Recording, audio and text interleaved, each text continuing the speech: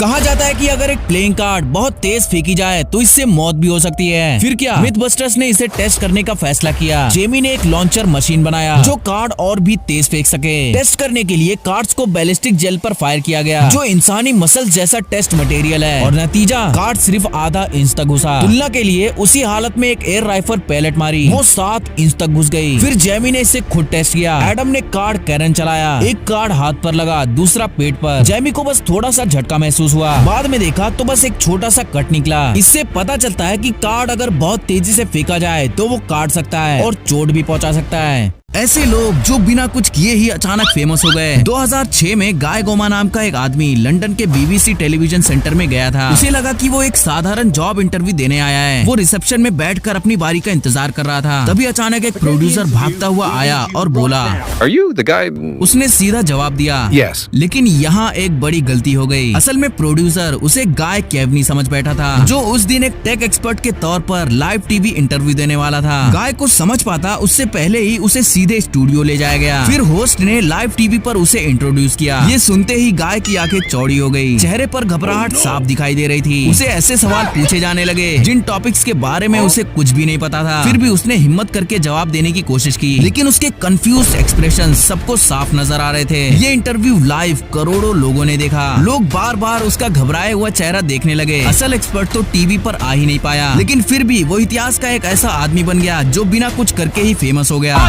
कहा जाता है कि कागज को 7 बार से ज्यादा मोड़ा ही नहीं जा सकता। इसी बात को साबित करने के लिए मिथबस्टर्स ने एक साधारण कागज लिया और उसे मोड़ना शुरू किया। 7वीं बार तक पहुँचते पहुँचते कागज इतना मोटा और सख्त हो गया था कि 8वीं बार तक मोड़ना लगभग नामुमकिन हो गया। फिर उन्होंने सोचा, अगर कागज बहुत बड़ा हो तो क्या उसे ज्यादा बार मोड़ा जा सकता है। इसके लिए उन्होंने फुटबॉल फील्ड जितना बड़ा कागज बनाने का फैसला किया। क्योंकि इतना एक भी बड़ा कागज नहीं था, इसलिए उन्होंने 17 बड़े बड़े रोल्स को जोड़कर एक लंबी कंटिन्यूअस शीट बना दी। अब आया असली टेस्ट। सभी लोगों ने उस विशाल कागज के एक सिरे को उठाया और बहुत सावधानी से दूसरी तरफ ले गए। हर बार उसे 90 डिग्री एंगल पर मोड़ा गया। 7वें फोल्ड तक पहुँचते पहुँचते कागज पहले से ही बेहद भारी हो चुका था, लेकिन एक और फोल्ड और ये मिथ गलत साबित हो सकता था। अब इंसानी ताकत कम पड़ने लगी, इसीलिए उन्होंने स्टीम रोलर और फोर्क लिफ्ट की मदद ली और आखिरकार उन्होंने सिर्फ 8 ही नहीं बल्कि कुल 11 बार कागज को मोड़कर इस मशहूर मिथ को पूरी तरह गलत साबित कर दिया।